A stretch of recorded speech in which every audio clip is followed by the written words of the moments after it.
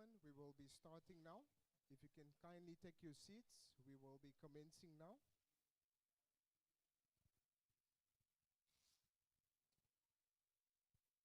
Good evening and assalamu alaikum wa rahmatullahi wa barakatuh. Thank you for coming through to the book launch of In Search of Who We Are, authored by Muhammad Yusuf Minty and published by the Project Justice Trust as well as Awqaf South Africa.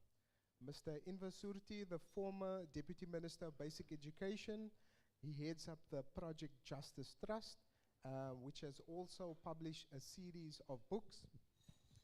Awqaf is quite involved in this project as well, and in the business of publishing books. Awqaf has produced, as part of its Leaders and Legacy series, we have published a series of books, including the Twanguru book, as well as the Sheikh Abu Bakr book, Effendi book, and that was authored by Shafiq Morton. Tonight is a celebration of telling our oral history and stories through books. Awqaf SA encourages this and has been involved in lots of events like this, book launches. We've been at book expos, and we encourage budding authors to pen their stories. And just to let you know that this book is available. It is on sale. You can get it today at the book launch. It costs 250 Rand. You can go to Mr. Sali. You can get your copy of the book. And Mr. Minty will be signing it and personalizing it with a message here for you. We are live streaming this book launch. It is hosted via Awqaf's YouTube page. For those tuning in, the book is available at Exclusive Books as well as clarkbookshop.co.za. So for our online audience, feel free to pose your feedback, your questions, and we will entertain these during the Q&A session. This will be a two-way conversation, a very interactive session. So feel free to have your questions ready. We need your interaction. We have lots of authors. We have lots of publishers. We have lots of academics, family members, artists, the likes. We really would appreciate your feedback. So I'm not going to be doing much of the talking. Shafiq Morton will be doing that. He'll be in conversation with the author. Shafiq Morton, by way of introduction, is an award-winning photojournalist and radio presenter. He's a recipient of 2 Vodacom Awards. He has received the 2012 Awqaf SA Award for his contribution to community media. In 2020, his book, Imtiaz Suleiman and the Gift of the Givers, A Mercy to All, won the African Awards. He penned several other books, and his latest book is on Sheikh Abu Bakr Effendi. This is a book published by Awqaf South Africa. Get your copy at Exclusive Books or on Takealot. The bestseller is the Twanguru book. If you need a copy of that book that tells the story of the early Muslims here at the Cape, get your copy on Takealot. So it's over to Shafiq Morton. Advertising, can everybody hear me clearly? That's the first thing. All right, lots of yeses. Good evening, assalamu alaikum, everybody who's present here. Thank you for coming to this book launch. I think the food is free, so carry on eating. We'll just suffer in silence while we do the sort of the cabaret, as it were. To introduce this book, there are 2 authors that I know that have got their initials on the cover. There's a J.K. Rowling who's fairly unknown, and then you've got M.Y. Minty, who is quite well known. In the right circles. Right, in the right circles. But of course, this evening we're going to be talking about this particular book, and that's for people who are online so they can know what it looks like. 250 Rand at a bookshop near you. It's entitled In Search of Who We Are, and yes, it is a novel. But most of the talking is going to be done by Muhammad Yusuf and not by me. I will just ask the stupid questions. But just to sort of introduce the book to you, if you haven't had a chance to read it yet, perhaps we can describe it as a parable. It talks about the journey of a young man trying to find himself in a world that is about to change. I'll put it that way. And without further ado, I'm going to put all the tough questions to Muhammad Yusuf. But welcome to your book launch. It's a beautiful thing when your first book comes out. It's a wonderful experience. I hope you're enjoying it. Bismillah ar-Rahman ar-Rahim. Yeah, thank you very much for that introduction. Yeah, it's really very humbling for me to be here. I think my book starts off with the opening to say that gratitude is our way of beginning things. Obviously, we begin with praising the Creator, and then I think we express our gratitude for Him, for the people around us, and for those that He determined to share our lives. I know everyone's very busy. We live in a very busy world of hustle bustle, and I really appreciate everyone taking out some time from their very busy lives to spend some time here on the launch of my book. Thank you very much. Right, Muhammad Yusuf, let's get to the hard yards, the tough questions. What inspired you from day one to write a novel? Because to get a novel published is one of the most difficult things on the face of this earth. Paying your taxes and writing a novel are the two of the difficult things. But what inspired you, and what got inside your head to make you go on this journey? Yeah, you know, the story of this novel might be a story that's as interesting or as long as Kanu's journey. I actually wrote this book in like the early 2000s. I brought a prop along. This is the first draft of the book. It was called Who We Are. And then that's my handwritten chapters. So that's how the book originally started, right. Chapter by chapter. You actually kept it. You didn't let it publish and throw it all away. No ways. All right. I initially tried to get the book published in the New South Africa. The reason I've written the book, maybe I should get to that. Obviously, I also came into the New South Africa with a lot of optimism. Having been active in politics, believing in the principles of the Freedom Charter and so on and so on. Obviously, once 1994 came, everybody felt that, you know, things are in good hands now. We can go on and do whatever we have to do with our lives, our careers and so on. And I basically got out of politics. But I think one thing that was clear to me is that a lot of the collective principles that had been enshrined in the Freedom Charter had been abandoned in 1994 in order to keep or to get the political situation sorted out.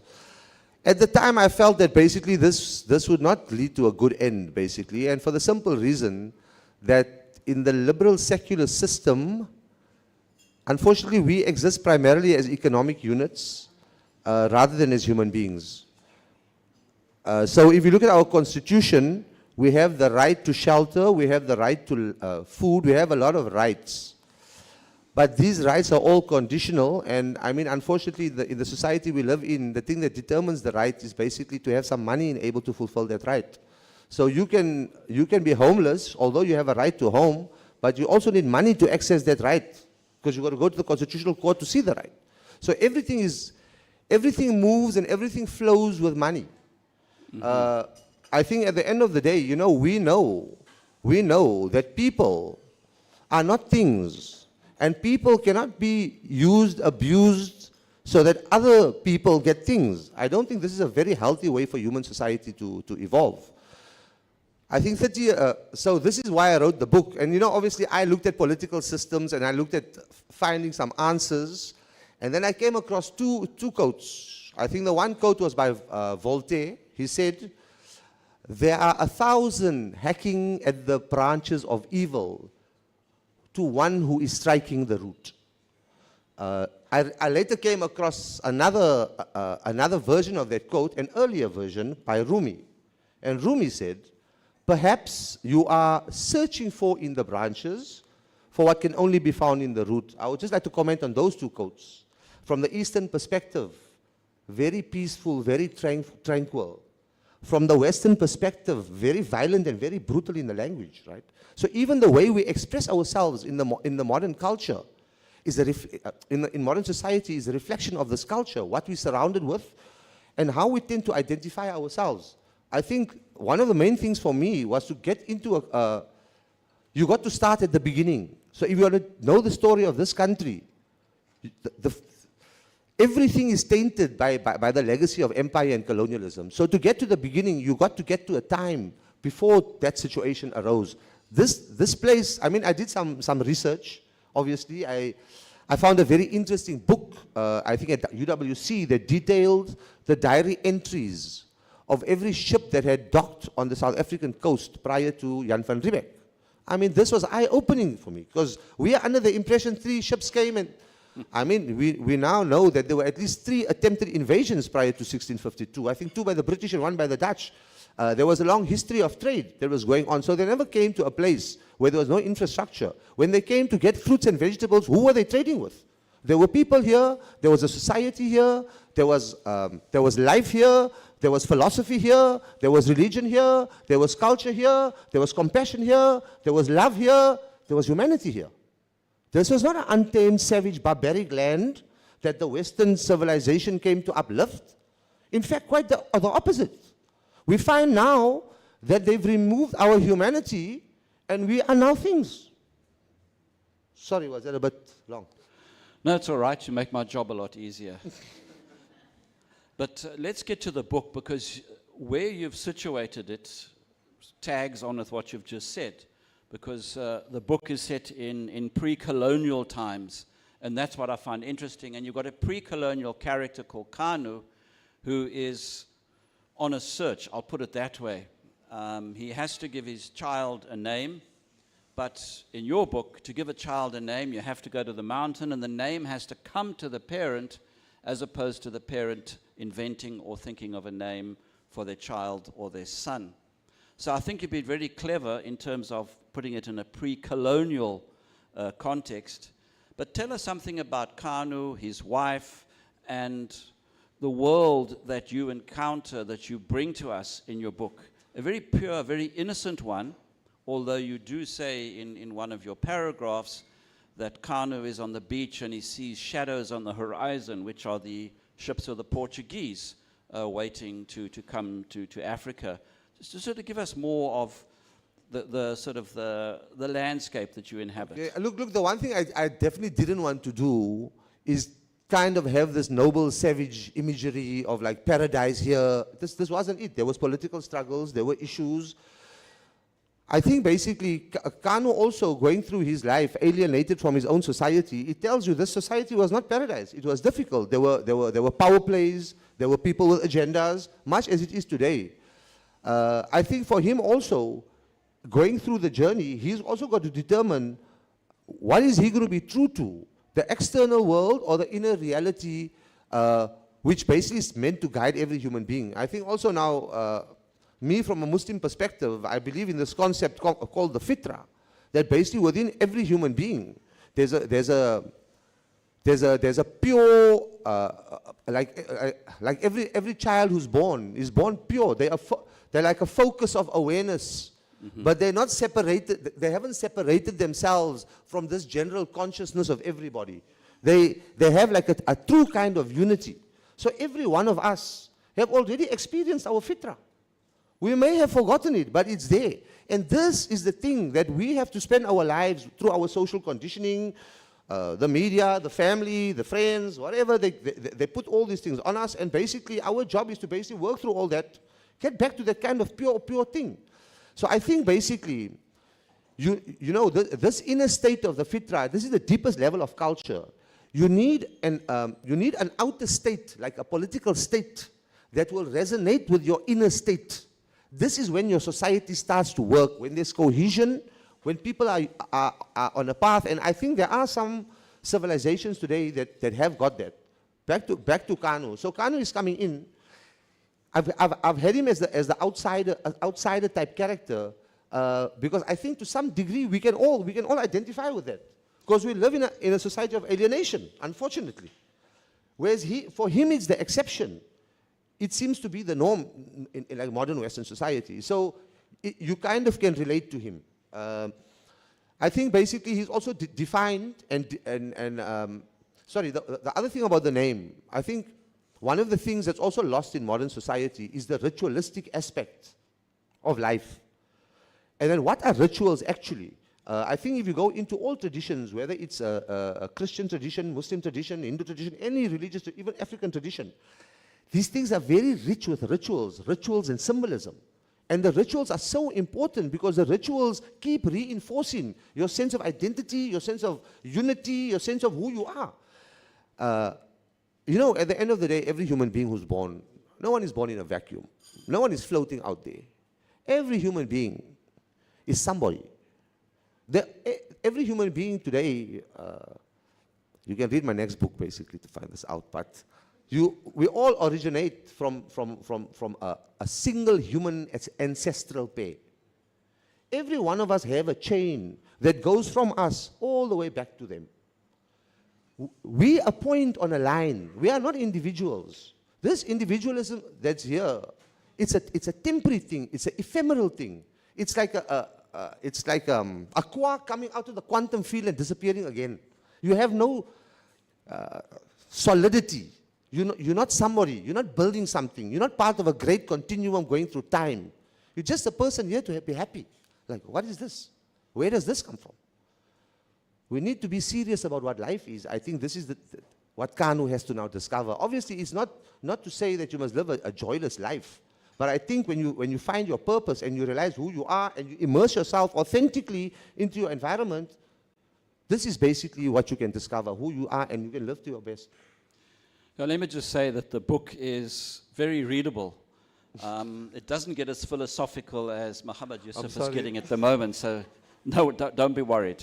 You're not going to get weird philosophical theories thrown at you. It's a novel. It is accessible, and it is eminently readable from chapter to chapter. The interesting thing about Kanu, as you've been saying, nobody lives in a vacuum. Comment on the fact that although Kanu is, to all intents and purposes, an outlaw, he is still part of a group, he's still part of a clan, and he still has his friends. He's still part of other people. So basically, now this is basically how do you react as the outsider when things are not as you like them. So what he doesn't do is he doesn't complain about his people, how useless they are, how corrupt they are, how there should be better people there. I'm sure everybody knows what we're talking about. If you're on WhatsApp, you know about this complaining and moaning. He doesn't do that. He looks at what the actual issue is. He identifies the problem, and then he tries to go to the source of the problem and solve the problem. You don't throw the baby out with the bathwater.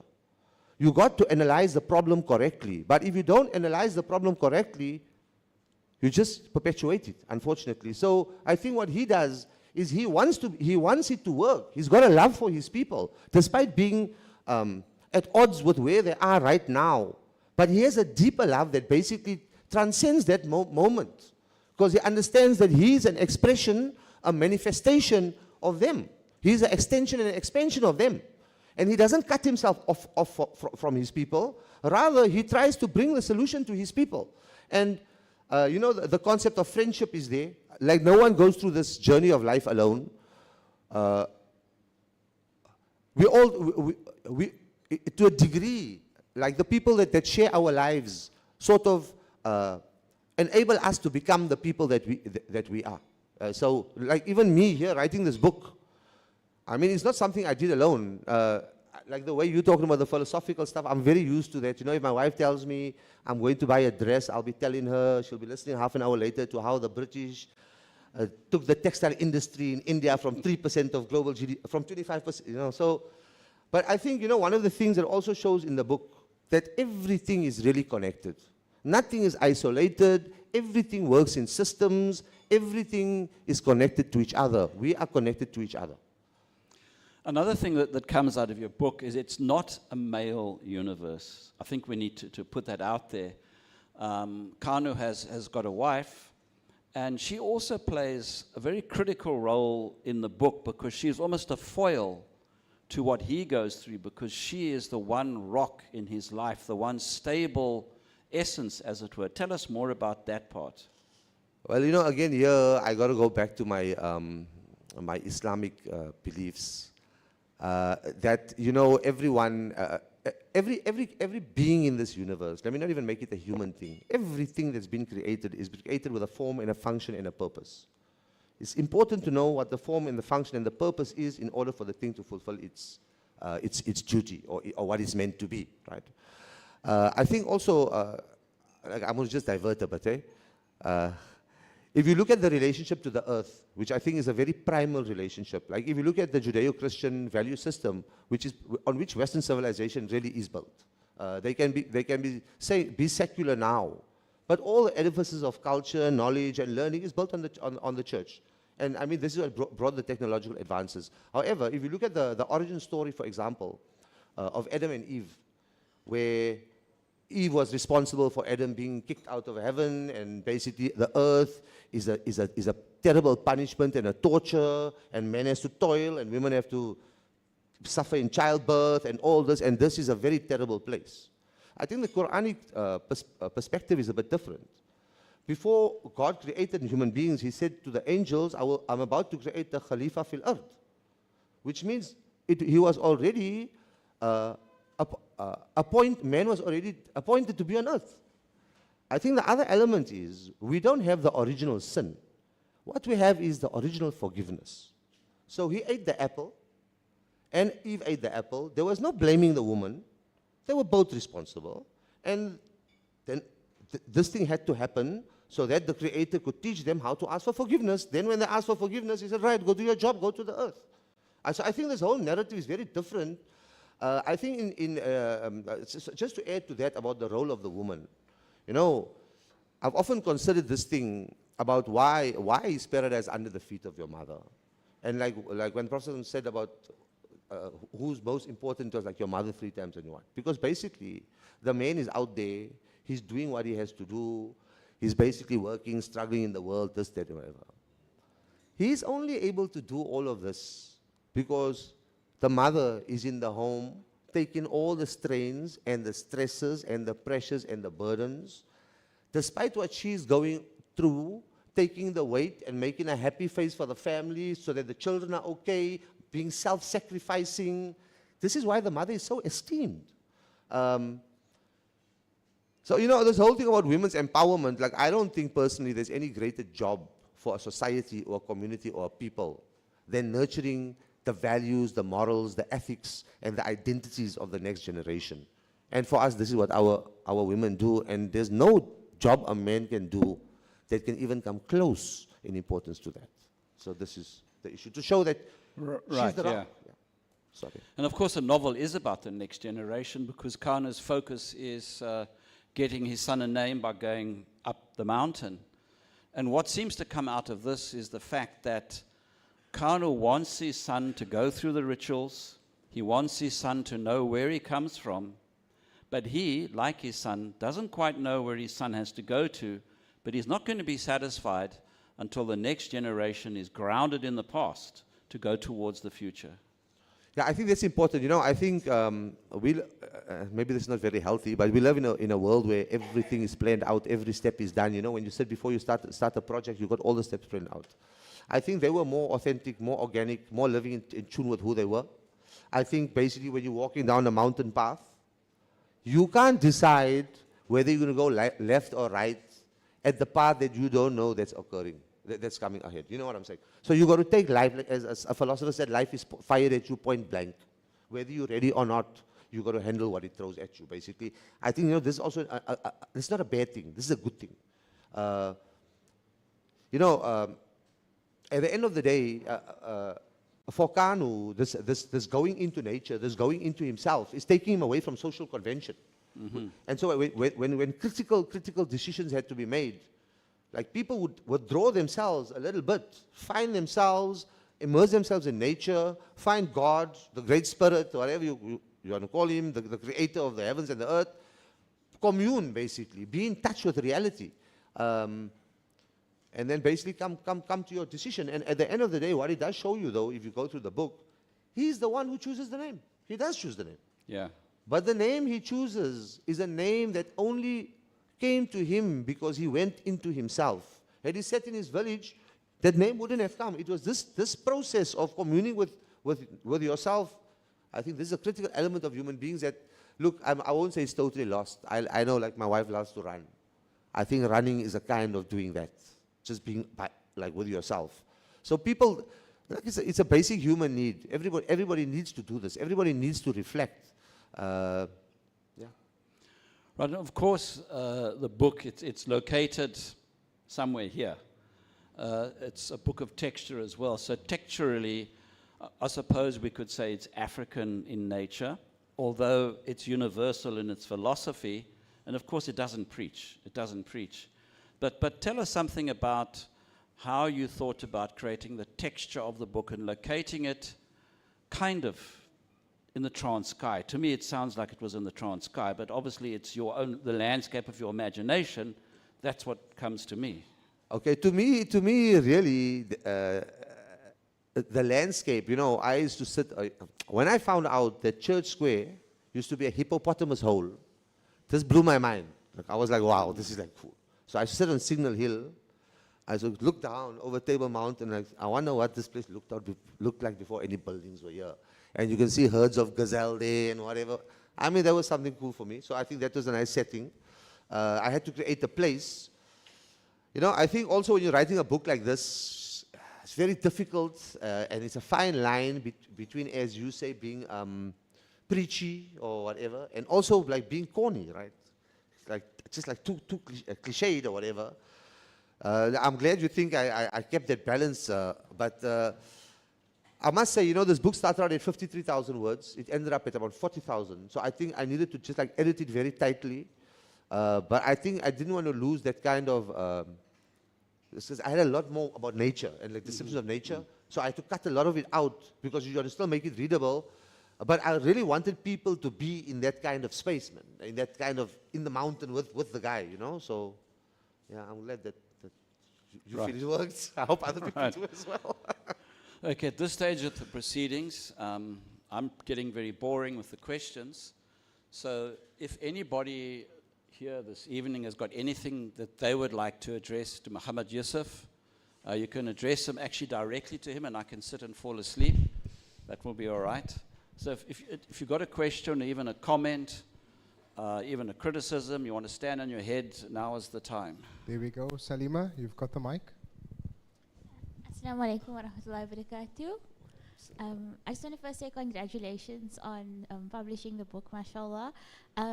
Maybe I can just ask if you have any advice for anybody that wants to put pen to paper and start writing. Because I think a lot of people think, oh, I'd love to write a book, but they don't know how to actually start. So if you have any advice for aspiring writers, that would be appreciated. Thank you very much. I'm going to tell you a long story now, right?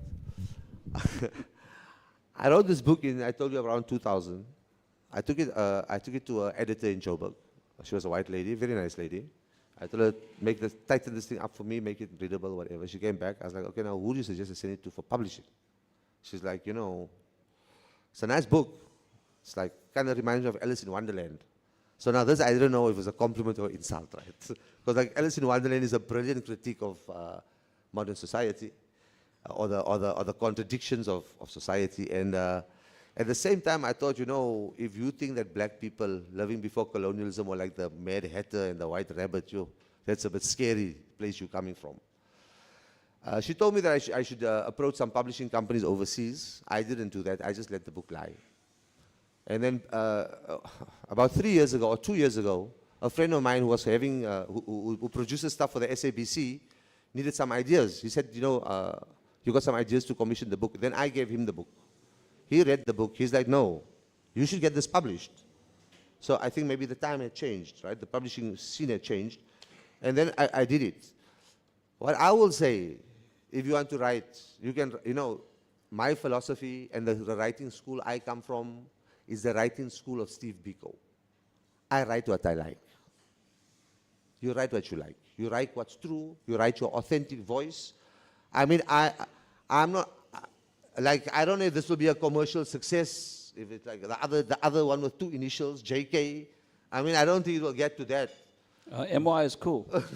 But I mean, I think, you know, we just need our voices to be out there. It was very, very difficult to get your stuff published before. I won't lie. In fact, you know, I wrote a script for Mnet. They were also commissioning stuff. They told me a great script. But like, you know, it's like a love story between a black man and a white woman in like 1992. It's not the time. So, I mean, I was also writing about some controversial stuff because I want to reflect society. Today, obviously, it's no big deal to write that.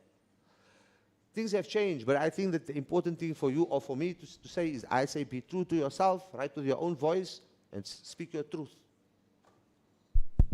Thank you for that question. Shamima, I see you're really engaged and you've got, you have Shamima's undivided attention, So Shamima, just share some of your thoughts with us, please. I haven't read the book yet, and so I don't really know what questions to ask. Maybe the next book I will be able to ask something about this book. There we go. So Shamima is going to be reading the book, and then look, we have given a bit of a hard task when you haven't read a book to ask questions about it. It's a journalistic no-no, but we're just doing things back to front this evening just because we can. Joanne, you are author. This is Joanne. She's an author. She's quite passionate about getting books out there. She supports lots of budding authors. And here at Awqaf, we're very passionate about books and encouraging the production, the publication of books. And we've also been attending the Cape Flats Book Festival. And Joanna just fresh off her That's a stint. great festival, by the way. There The we Cape Flats go. Book, yeah. We were there. So maybe Joanne can just give us some input, some of her thoughts on the discourse that Mr. Minty has shared. He was in your class or your workshop, so please. Well, it's a real honor to be here, and congratulations on the publication of your book. Yes, I met Mr. Minty at the Cape Flats Book Festival. Call him MY. Sorry? MY, yeah, not JK, MY. And I was running a session called Our Stories Matter. And I was in conversation with Karina Surek, who's an independent publisher in Cape Town. And we were talking about why our stories matter, our collective stories. And then something interesting happened in the session. We invited the audience way before question time to share their stories. And their stories were much more interesting than what we were sharing as the people who were supposed to be providing the talk. And that's how we met. Mr. Minty MY was one of the people who began to share his story. And there were many wonderful people, but for me that was so important because there are so many fantastic stories, and there are fantastic stories that we haven't heard. The stories of the Cape Flats, the stories of forced removal, the stories of the emotions of all of those issues that were just never told.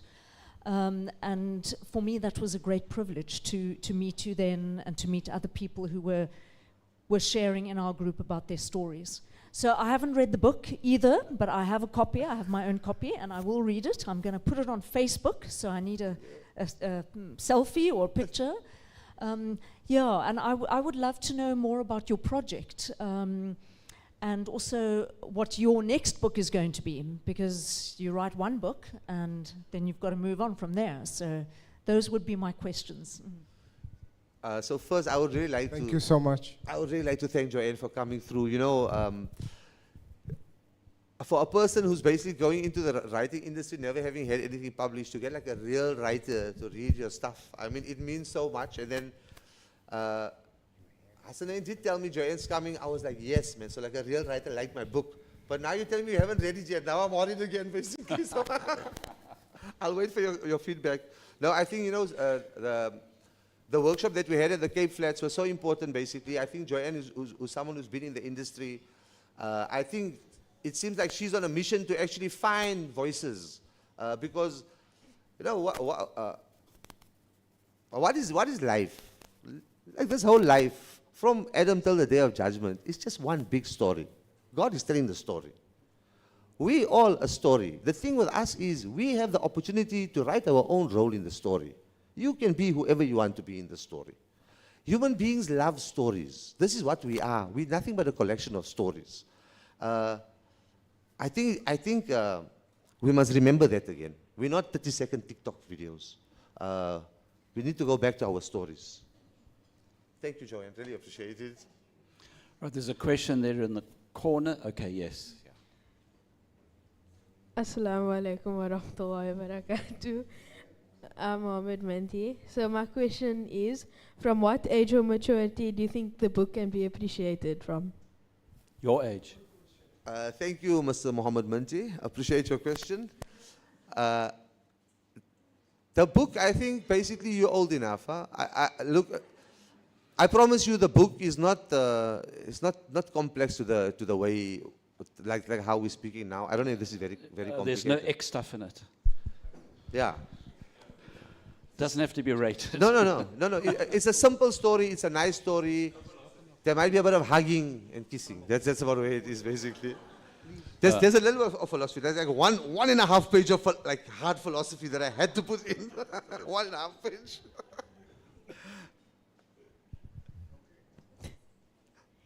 Assalamu alaikum wa rahmatullahi wa barakatuh. Hasanain is forcing me, okay? So I listened to your talk. I've opened my own YouTube channel about 3-4 months ago, and everything you are talking about is on my YouTube channel. And I felt myself sitting there. I felt myself inside of what you were saying, because like you said, nobody is an island. What we experience as a community, we experience as a whole. And the stories that you are talking about that everybody has,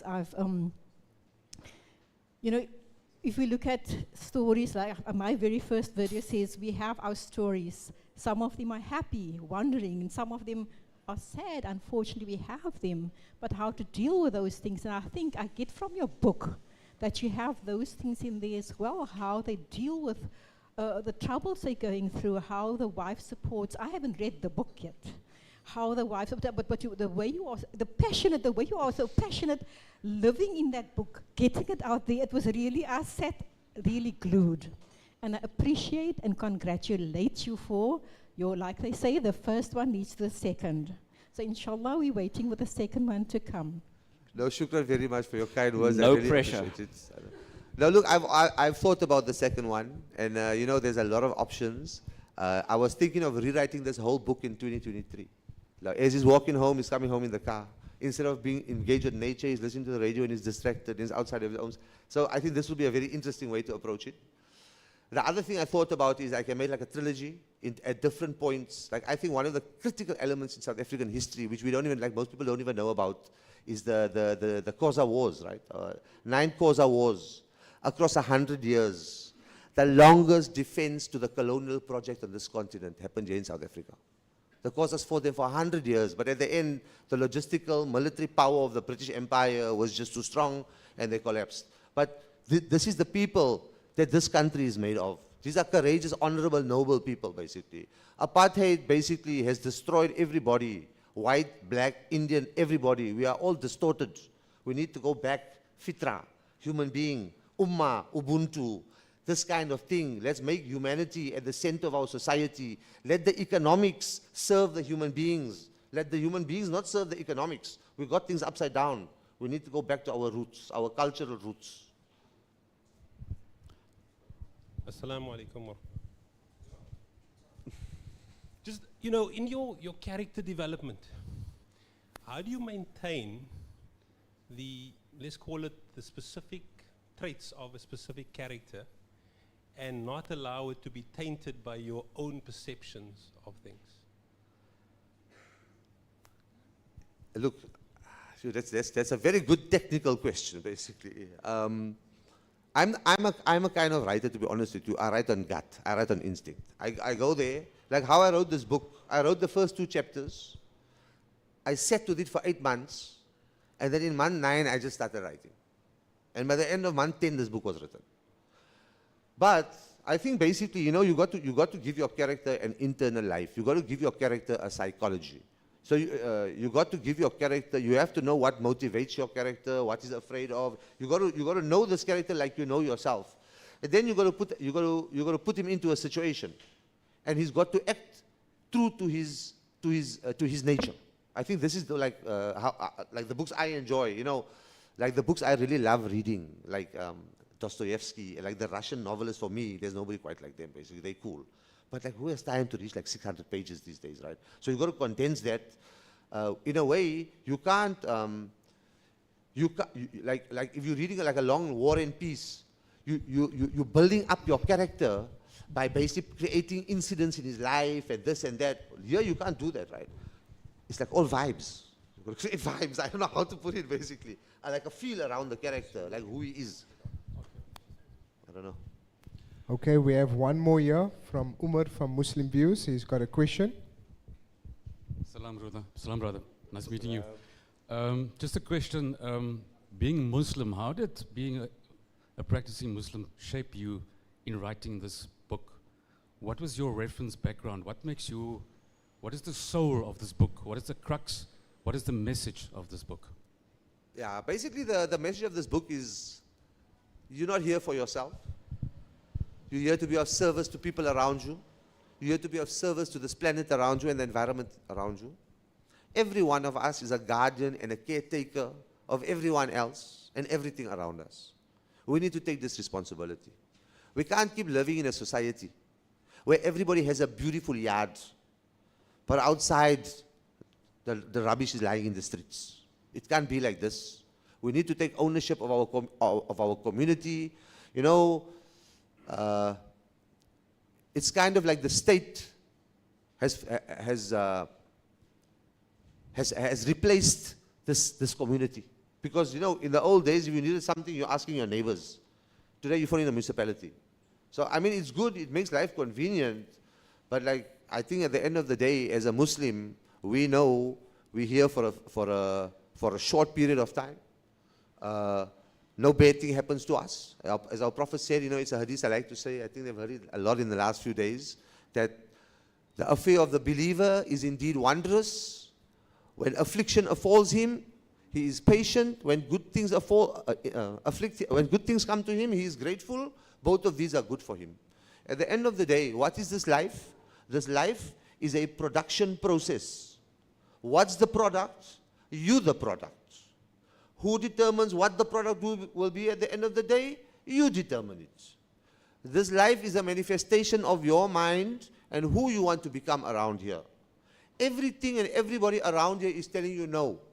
You this, you that, jump into this box, get into that, you fall in line and you do that. No, I don't believe in that. Everybody here is an authentic, original human being, a mixture of DNA and experiences that have never been repeated and will never be repeated. You are unique. Don't make yourself like everybody else. This is ludicrous.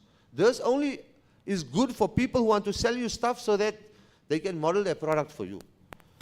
You know, a consumer society is a terrible thing, basically, man, because at the end of the day, it steals cultures, it steals people, it steals humanity, it steals community, and I'm talking about the intangibles. I'm not even talking about the material losses to people, just about who we are as a people. And at the end of the day, you know, there's a new, sorry, I'm just going to, is there questions? Can I go on a bit? I'm just going to divert from this. No, you can go on for a while because after this you have to sign books. Right. There are three political theories that have emerged in modernism. You have communism, which has failed as it's been implemented. You have liberalism. Communism is built around the commune or the collective as a whole. Then you had liberalism, which is built around the individual. It doesn't work. It's not working in the West. It's not working here. Then you have nationalism, which is built around the concept of the nation state, like a kind of blind patriotism. This is very unhealthy. So I think in Russia, a philosopher by the name of Alexander Dugin is developing the fourth political theory. And what this theory deals on, how do you organize your society? And they come into this thing that you organize your society on the intangible of a people. And what constitutes a people? Their culture, their habits, their dress, their morality. You look at Russia, you've got Islam, you've got Buddhism, you've got Orthodox Christianity, you've got Judaism. But their peopleness transcends all of that. Because these are common human values. These occur in every traditional religion. The sacredness of marriage, the family, your neighbors and your obligation to your neighbors. You know, if you're Muslim, I don't know if you know this hadith. You have such obligation to your neighbors that someone said that, you know, The next thing I thought that Allah was going to say that the neighbors must inherit from you. This is what the neighbors are to you. And who's your neighbors? 40 houses in every direction. Not just the people who are next to you. What is this telling you? You're meant to live as a community and as a society. We cannot live as individuals. You know, I'm a very individual person. We writers, we go into our own world and people don't see us for a long time. But I think we need to bring this thing, a community back. And what do you build a community around? It's religion. Religion is one good thing. But like we're a community of people who love books. You can have a community of people who love football. But we just have to be together as people. And you know, I think like in the West, they push productivity, efficiency, all these kind of things. You know, this glorification of working all the time, I don't think it's normal, basically. That's like a con. What we're doing now, talking to each other, reaching, this is what it is to be a human being. Working at a day, I mean, yeah. Muhammad Yusuf, MY, we're going to deal with one more comment, and then I've been fed, which is a sign we have to come to a close. And one more comment, and then it's, as I say, in the classics, time for you to sign books and be famous. Thank you. Now, every time I listen to you, and I think those who know better, hence they didn't ask, like the writers and so on, because they know that before you can actually ask, you need to have gone through the book. None of us went through the book. But every time I listen to you talk, and I think that's why Brother Shafiq somewhere said it's not philosophical. Because every time we hear you speak, though, you're on a different level as to what the book sort of, when Shafiq Morton explains it. And my question basically is, why did you choose fiction over a sort of a real historical writing, like Shafiq Morton's book, for example, on Twangur and so on? Because when you speak, there's a side that seems to me that you really want to bring out, and I'm wondering whether in the passion that you bring it out with, when you speak, will it come out in the story? The title, I think, gives that idea, but will the story bring out the many values that you seem to talk about, but more importantly, speaking about Africa where it was pre-colonial, it's a beautiful place, but is the story going to give us those sort of perceptions? Okay, I love that question. Thank you very much. Great question. Okay, basically, I will say about the story that this story, it operates on many levels. A child of 14 or 15 can read it and get a nice story about a guy living in the past and his family, this, that, and the other. But it's a story that basically makes you ask your own questions. So depending on where you at, that's where you're going to get the story, right? I think that's the one element. I think that the next thing is, books that Uncle Shafiq has written, and when I found out Islam was in the Western Cape, 11 years after Jan van Riebeeck, my mind was blown. This is wow, right? So this work is so important and so critical, and it must be done. Now, you're getting into historiography, right? Because history also is what is history? Who determines it? But in the period I wanted to write, there's very little actual evidence. So I didn't want to take what I have, and then, because originally I wanted to write the actual thing about actual people and base it on the actual tribes and so on. But I didn't want to pass off what I have as taking history and distorting it and then presenting it as something that it really isn't, because we don't know. We don't know. But I think that the purpose of history is to get to know, there's three things that make culture: language, history, and the kind of identity that comes from it. We don't have the history. We're even losing the language. We have to go back to our culture. The function of history is to act as a bonding mechanism. The function of a shared history is so that people can bond over what they've shared together in the past. We know what the value system was in the big picture. We don't know the specifics, but I think fiction can get that underpinnings of culture which might not be there in fact, but you can get that over, and I think Uncle Shafiq said it very well. It's like a parable, right? I mean, if you read religious scripture, like the Quran, for example, on one level, it's so simple. It's very easy. Like you take, for example, Surah Al-Ikhlas.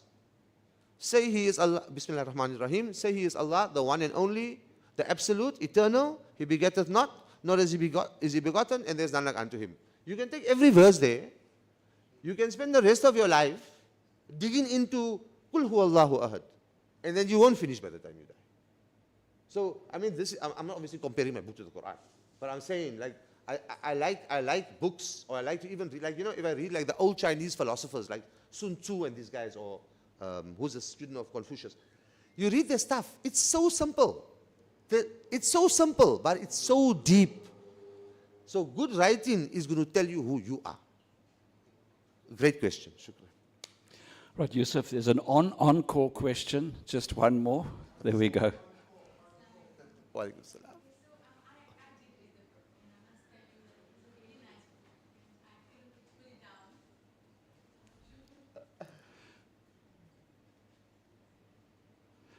Yeah, that person is saying they read your book and they couldn't put it down. Family. Yeah. Okay, so I Family. read the book No, and that's Promo. I found it very interesting and I really couldn't put it down. I read it in one go. I neglected my kids during that time and I really enjoyed it. I think that the take home for me in that book was like Kanu went into the mountains to discover stuff and to find answers. I think it's important, like you said, for me as well, to just take time out of my busy day and spend that time with myself and find out, like you said, it's a rat race and we're like hamsters in a wheel and we don't make that time to figure things out, and there's just so much going on in life and it's just so easy to get caught up. The other thing, the other lesson for me was like, also I wanted to mention that like the Prophet ﷺ, Muhammad ﷺ, used to go into the mountains and that's what he got all his answers. And that was also important, a lesson for me as well. And we really need to take time for ourselves, and also it's important to integrate into society. And I'm an introvert, and I think I spent many years being an introvert and not wanting to integrate. And I think now with all that's happening in this world, and after reading a book as well, I think that that's an important lesson for all of us. The other thing I just wanted to find out was that Kanu himself was a very complex character, and you could see that you really immersed yourself in him, and it was so nice how you could actually put yourself in his shoes with so many experiences that he went through. So I would like to know from you, like, what is it about you in your personal life? Obviously, there must have been something in your personal life that made you write this book, that you wanted to pass on something into Kanu's character. So what is the link between the two? Look, I'll say basically, you know, to be honest with you, all the characters in the book are different aspects of my own self, right?